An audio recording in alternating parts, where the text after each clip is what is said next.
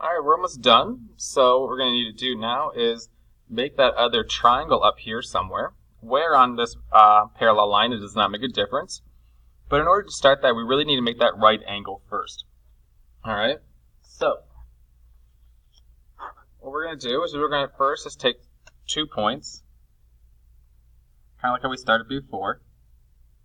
Alright, 2 points there. And basically, we're going to bisect those 2 points, that way we can make it a right angle.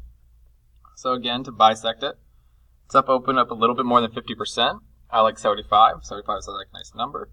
Arc below and arc above. And do the same thing to the other point.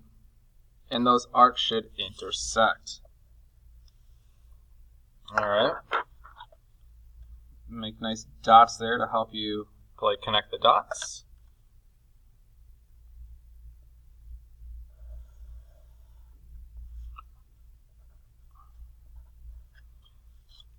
And we created ourselves a right angle there.